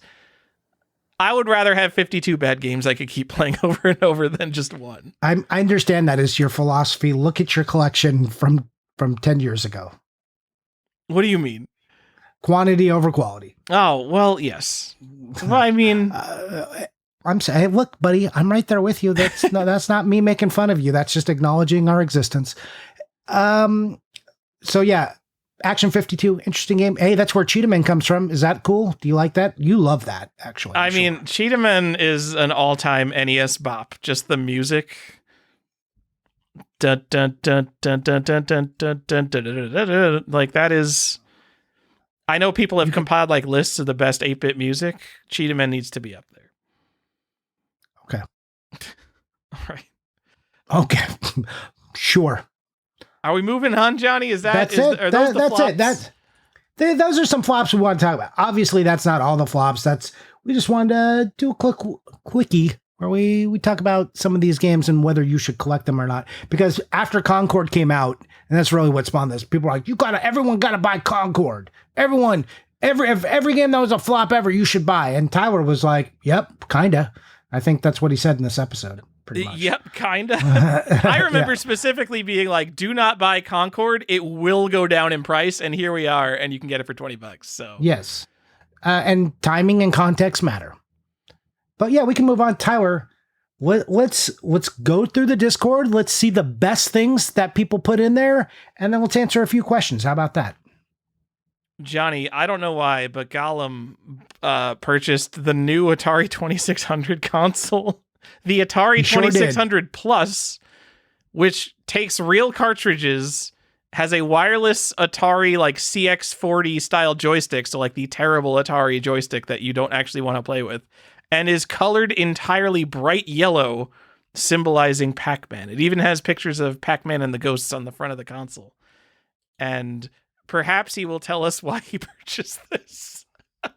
So I don't understand. Don't give modern Atari your money. What are you doing? Hey, this is the Pac-Man edition, bro. It's so cool. I don't know. He also bought Pac-Man. He loves this. So good on you for buying this. I think a better edition of this, they could have given this more personality. I like the Pac-Man and the ghosts on there. But I would have preferred if the controller was yellow and it is. The console. The controller is yellow. Listen to the rest of it. If the controller was yellow, but the console was blue, like the ghosts, right? And then you got another yellow controller, which has a bow on it for Miss Pac-Man. And then you could get like variant carts of all the different colors of the ghosts. That's what I would have liked. That would have made this the ultimate Pac-Man Atari console for me. All right, here's my my take on it. Pac-Man is a Namco game developed in Japan, and I don't associate it with the Atari 2600 beyond the fact that the Atari port is the best-selling Atari 2600 game. It's not a good game. It's not a beloved game, and I just don't associate Pac-Man with Atari as much as Atari wants to put Pac-Man as their mascot. It's not their mascot. The problem is, when you think of Atari mascots, like what are the popular Atari games you're thinking of? Like, oh, Space Invaders, fucking Pitfall Harry. These aren't Atari franchises. Atari made like Air Sea Battle and Warlords, and they never had a character that stuck. So they have to use other people's franchises to promote their shit to get you to trick you into buying their stupid modern Atari 2600. Oh, I will tell you the thing that I actually dislike about it the most is the updated Pac-Man, and it's the same on the cartridge, right? Or on the cartridge box. It's got this updated, like new 3D style graphics for Pac-Man, and whatever Atari did when they did a box portrait, it was either like too much representing the game, or it was like this beautiful piece of like artwork that was cool. And this is just like, it looks like AI generated slop, and I hate it. I mean, considering it's Atari, like famed crypto and NFT company, Atari, it probably is AI generated. Yeah. I don't like it. All right. A lot of people posting their collections. We had Roofy come into the Discord and post his collection, and he posted all his Pokemon games, and it looks nice. They're pretty nice. It looks pretty nice. We got Kanakas. He was going hard at some Sega CD. You know, I love that. I love seeing some copies of completed his Sega CD RPG set, Johnny. Yep. And then Nick, the VGTB, came and posted probably the nicest sticker sealed Super Mario Brothers on Earth. It's a gloss sticker seal, and like, is there a flaw on this thing? I don't know. It is beautiful. Literally the nicest one. Yeah, I don't. Maybe besides the sealed one. It's crazy. This came up on eBay, and he bid everything for it. He's the champion, world champion of video games. Yeah, It's crazy nice. It's crazy nice. I don't like. What do you say about this fucking game? I don't know. It's so good. Like I think we tell people sometimes you should just buy the best stuff. Like everybody I think should own like a hang tab Super Mario Brothers while they're still attainable. And like I don't know, maybe don't go buy the most expensive hang tab that has maybe ever been sold complete in box. But no, the matte stickers are probably worth more. But yeah, you get something like this without the sticker seal that will cost you hundreds instead of thousands. You'll always love it. Who doesn't want to own a mint Super Mario Brothers? And a shout out to Cozy for showing Neo Geo Pocket Metal Slug first mission. There we go. That's the best stuff I saw. I'm never going to get over this Mario, how nice it is. It's so nice. I mean, Nick has some nice stuff. He just not as braggadociously collectory about it, I think, as some people you'll see on social media. Nick, you wish you had Nick's collection. You guys don't even know what's going on. They're the old timey collectors who are just sitting there with like their boxes in the attic. Like they got all the stuff. They still have it. They're just not showing it off and not selling it because they just have it all and it's just in boxes. And they don't even know where it is anymore. But yeah, that sealed Clue Land, it's sitting somewhere in a box in some attic, and people are gonna have to die for that stuff to come out. Yeah, because we're all taking it to the graves, to our graves. Indeed. Johnny, right. I got a question. Do you? For the Ask the Podcast. I assumed. I like how Shackfish commented, it seems like we dislike answering all the questions, which I think is really funny. Jason, of the PlayStation Library, our commenter-in-chief, or a questioner-in-chief, what are your favorite game system shell revamps? Like the original PlayStation to the PS1, which is a terrible revamp. I hate that. I like big boxy VCR systems. I actually like whichever Xbox is just a big horizontal VCR. I don't know. Is that the Xbox Series X, X? I like that stuff. Awesome. It just I'm into big square things. My favorite one's going to be whichever one fixes how ugly and stupid the PS5 is. It is pretty ugly and stupid. I hate the PS5. I like it as a system, but I hate the design of the PS5. It is so stupid and ugly. The fact that you have to have this additional stand to even make it work right if it's side, it's just like, guys, what are we doing? The problem is it was designed to be upright, like very clearly they wanted to look like a skyscraper or something, but everybody's TV stand only supports putting things in sideways, so it looks kind of dumb on its side. Yeah. I mean, it looks kind of dumb in general. What's the best redesign? I don't know, man.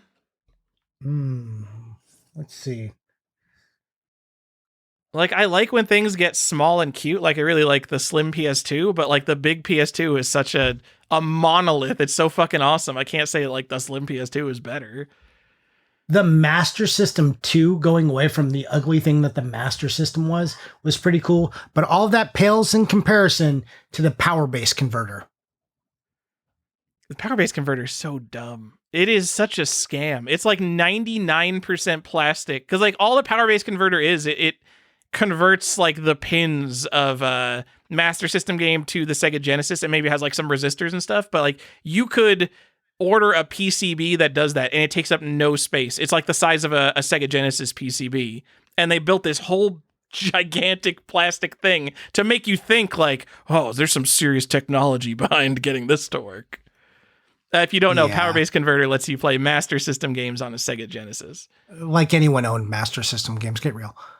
So really strict, like, I don't know, people, no one really talks about this stuff, but like when you think of the original Game Boy stuff, like you think like, oh yeah, Game Boy backwards compatibility. Everyone will play like a Game Boy game on a Game Boy Color, or you could even shove them into a GBA. Like people think about that kind of backwards compatibility. Who is playing Master System games on the Genesis? Like everyone plays PlayStation games on a PS2 because it's just like super easy, but no one plays Master System games on the Genesis, even though there's 20 times as many Genesises compared to Master Systems. Yeah. Maybe people just don't play Master System games because they're bad. I said it, Brazilians and Europeans. Master System is bad. Get on the NES train. How do we feel about Game Boy Advance going to Game Boy Advance SP? Oh, okay. Well, there we go. Yeah, it's I mean, that's probably it. It's just when they added backlight finally. Not even the AGS 101 where they added a good backlight, but going from no backlight to backlight on a Nintendo handheld was like, oh my fucking god, finally. Yeah. So, yeah, that's it. I was so sick of holding up my Game Boy in the backseat of the car using the headlights behind me to play my games.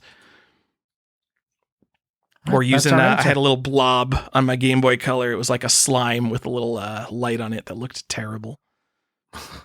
You didn't have one of those like things that plugged into the top, one of those curly lights that like drooped over it. No, ridiculous. My brother had a purple curly light. I had a rubber blob. God, Nintendo, just give us. Man, the second.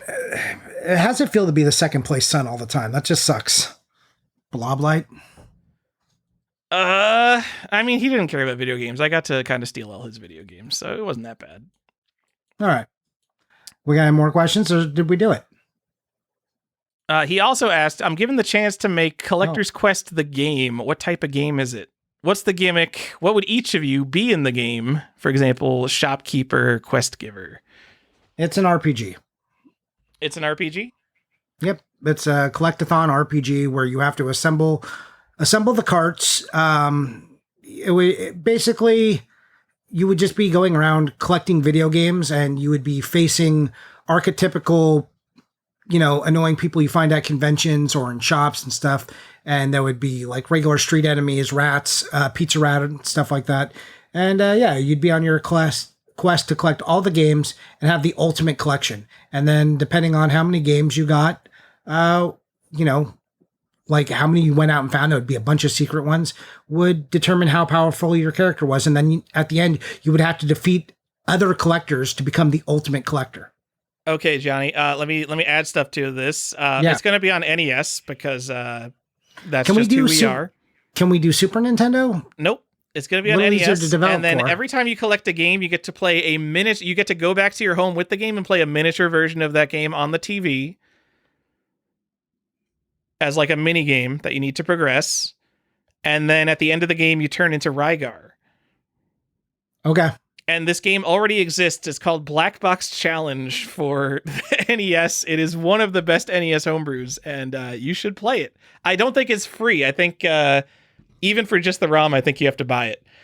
But it is such a good game. So I would want to make Black Box Challenge, and I would just steal their game and put us into it as the collectors in that game. If you look at the original artwork that I had for Collector's Quest, you will see that they are 8-bit to 16-bit RPG graphics, and that wasn't an accident. The original emblems and stuff we had, that was me writing a story about collecting games, and each one was centered around a style of game or a typical game that I enjoyed. And you can go back and revisit those old logos in my Instagram posts. They were like little 8-bit squares because it was made for Instagram, and you could see what Collector's Quest the game would have looked like. So you know what I think would be fun? Well, it can't be based on that art because Kat was in that art. I was never in that. You were style. in that. It's really sad. You have art. Oh, do I have art? I didn't even know that. You do. You have art. So if we're making the Super Nintendo RPG, I think it would be real fun if every time the game revolves around you, it's like a classic like Dragon Quest JRPG, and then whenever it revolves back around me, it turns into like a Wizardry Ultima style game. I think we'd have to like bounce in between that. Like when it becomes Tyler, you would have to do some platforming to find the object, and then it would launch you into an Ultima style RPG, which makes no sense, and it like has obscure dumb shit everywhere. You're just like, what does this even mean? You'd have to read every tome just to get anywhere. This sounds fun. Somebody make a hybrid RPG that is like pure Western style old dungeon crawler and pure grindy Japanese JRPG. And I don't fucking mean, because now like the Wizardry series these days, it's like, like what are games like Etri and Odyssey? There's Wizardry style dungeon crawlers that are like animate up and Japanese and stuff. No, I don't mean like that. I need like pure Dungeons and Dragons fucking bullshit. No JRPG in my Wizardry, but there's also the JRPG separate from the dungeon crawl. Yeah. And then also from my RPGs, you'd like walk out of an RPG and then find yourself in a point and click adventure. And that's the only way to find yourself out of the game is like you'd have to wander through a point and click adventure for 20 minutes. Dude, multi-genre games are so cool. We need more multi-genre games. They're probably the hardest games to develop because you got to have like multiple engines. Yep. All right, Johnny, that's it for this stuff. You want to talk about what you're buying and then we could both talk about what we're playing? Sure. Tyler, I bought Halloween games. I don't think I got to talk about it last time, but did I? I bought Inside, the collector's edition. No, I thought you talked about this. I did. I can't remember if I got to talk, if it came in time or not. Cause it was like at the end, man, I can tell you something that I just bought actually for both of us, Tyler. I bought us both a copy of Concord on the PS5, and one will be coming to your door soon. How do you know I don't have a copy of Concord? Because you said I should buy that. Oh, okay. Good call. I bought What Manhunt if I was looking for a 9.9 copy? Did you scour through all the sealed copies looking for one with no flaws and someone that said they would ship it in a box? I didn't. I just bought a bullshit copy that you can then be mad at and then open up and look at and then go scour for a nice copy. All right. See, I got a complete and boxed copy of Concord. Got it. Yep. Which is fine. Like I want it as a novelty. I don't even like the era of video games. So, and I bought Manhunt for the PC. That's cool. Manhunt, another one of those games I think is like a little bit timeless because of its controversy. I think we're going to talk about a good parallel to that game on this episode of the podcast. Oh, okay. Yeah. Tyler, what did you buy? Yeah, no, Johnny, I haven't bought anything because a month ago I got some nice stuff. I got a nice sealed copy of Rondo of Blood, which is a nice expensive thing to own, and I've just not been buying games as a result of that. Oh, that's a good one down. Better than Concord, I might say. Oh, I forgot to tell you. You know why I bought the PC version? Because it's got a VHS style box. Oh, I thought it's because you wanted the best version of the game. I mean that too. I mean, if I wanted the iconic version of Manhunt, I think I would obviously buy the PS2 version. I have that one. I like this box. Johnny, I've been playing Minecraft. I beat Minecraft for the first time, I understand your son just beat Minecraft for the first time. He did. He was very excited. Do you know what Minecraft should not have? An ending. It's terrible. Is it terrible? So this was my first time doing it. I made a new world. I spent like 20 hours messing around and like doing all the RPG and adventure stuff needed to get to the end of Minecraft, which is terrible. It's like one fetch quest followed by the worst boss fight ever. All the mechanics that deal with like the fighting and the end of Minecraft were put in the game in like 2011, and the game has progressed since then in 100 different ways, and they've never gone back to fix this part of the game, and it sucks so bad. And once you beat it, now you get like these wings that let you fly. And like, what's cool in Minecraft? Oh, I can make these routes for like my boats. I can make mine carts and all these powered ways to get around. Except once you have fucking wings and can fly around, all that shit you build is completely pointless. So I really hate the end of Minecraft. And I found my community of old curmudgeons who also hate the end of Minecraft. And what do? They're still modding the beta version of Minecraft, which is the last version released before they added like enchanting your armor and villagers, making villagers your slaves, and the dragon at the end. And it's just fucking, I want to go mine some rocks and place them. And there's only a few kinds of blocks, so you gotta be creative because all your things are just gonna look like they're made of dirt and wood and rock. It's not like you log into Minecraft these days and they're like, I've recreated the painting Starry Night using 100,000 different kinds of blocks. No, Minecraft looks like dirt huts with stone roofs, and you gotta work to make it look even presentable. So I've been playing some of the Minecraft beta. I'm having fun with that because you know what? I play modern Minecraft and it's like this incredible game. There's all this new amazing stuff, all these new amazing things to do, and I don't understand how to do any of it, and I don't know how to play the game well enough to make like a nice looking Minecraft house. So all my houses look like these shitty dirt huts and like wood with stone roof anyway. So I might as well play the game that embraces that version of playing it. It is a tactic you could use, yes. All right, that's Johnny, that's what I've been playing besides... No, Tyler. You've been playing more than that. I've been playing Harvester for the PC. Why have you been playing Harvester, Tyler? Johnny played Harvester, and he's like, Tyler, stop what you're doing and go play Harvester. It's a game that takes place in a suburb, and one of the first things that can happen is just a child shoots you with a gun. Also, one of the first things that can happen is you make a horrible innuendo to your mother, and she's like, maybe. Absolutely. You proposition your mom for sex, and she accepts, and she's just like, we'll talk about it later. Like the first conversation in the entire game. And your first conversation is actually with your brother, who's a sociopath, and he might kill you in your sleep. You don't know. He is such a dick.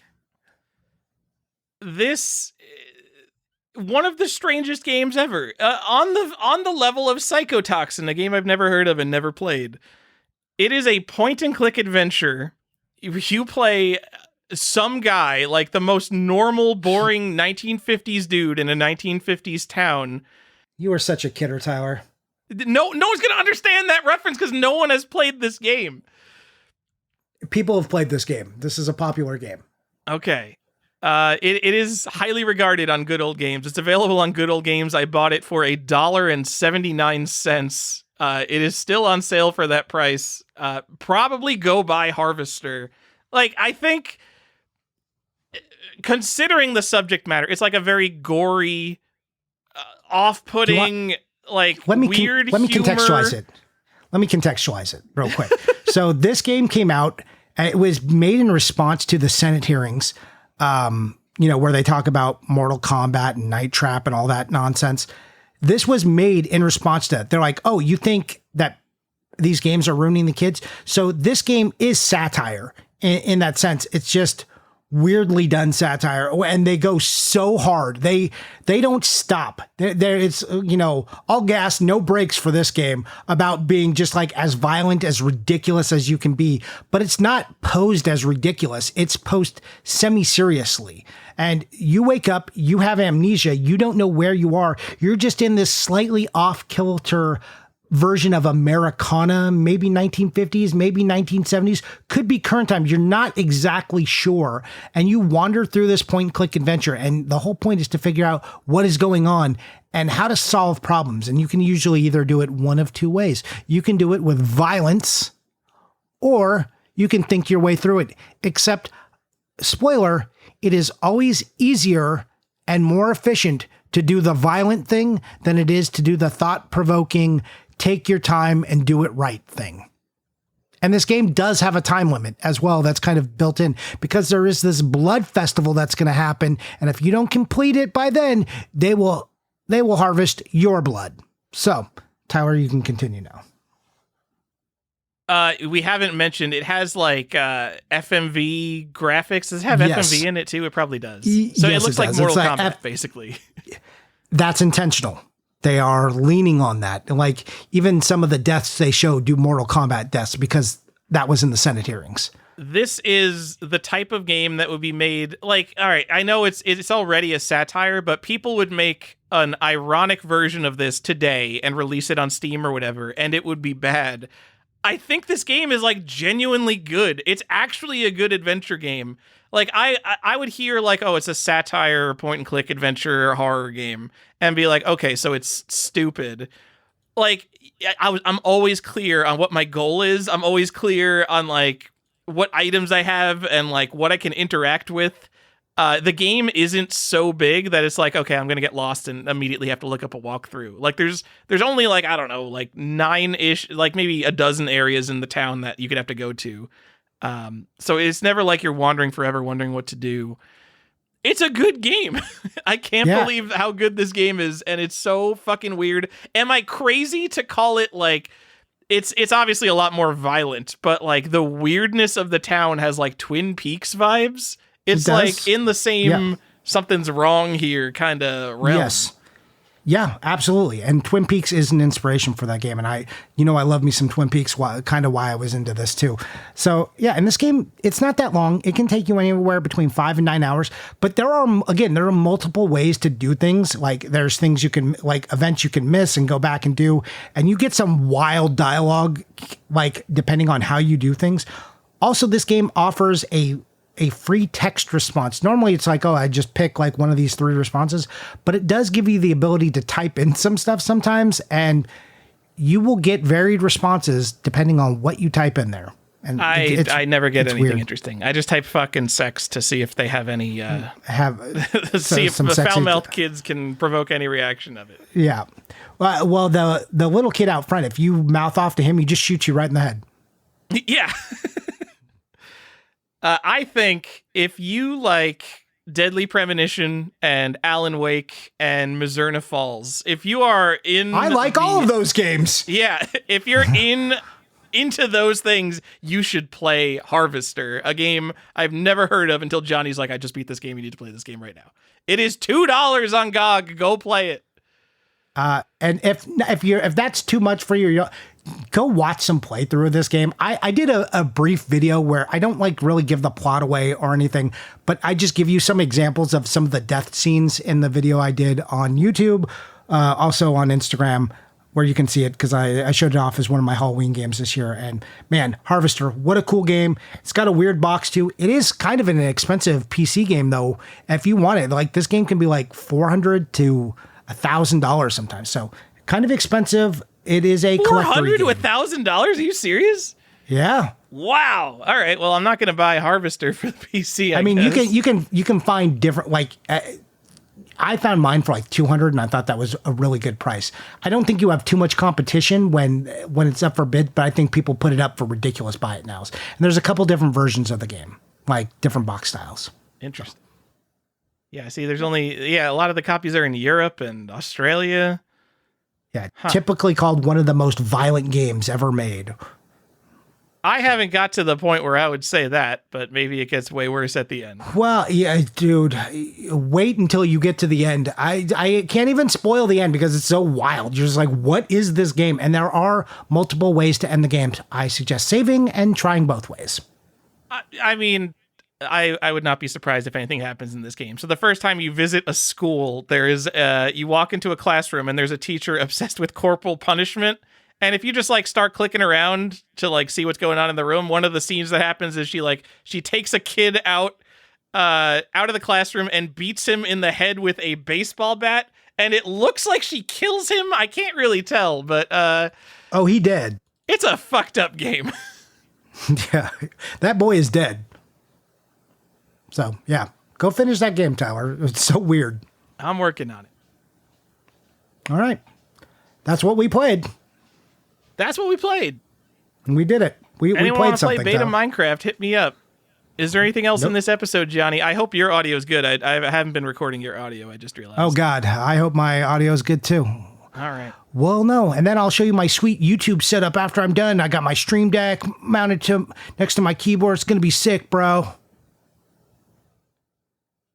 Just wait. End the episode, Johnny. We're done. Oh, that's it. Thanks for listening. Bye.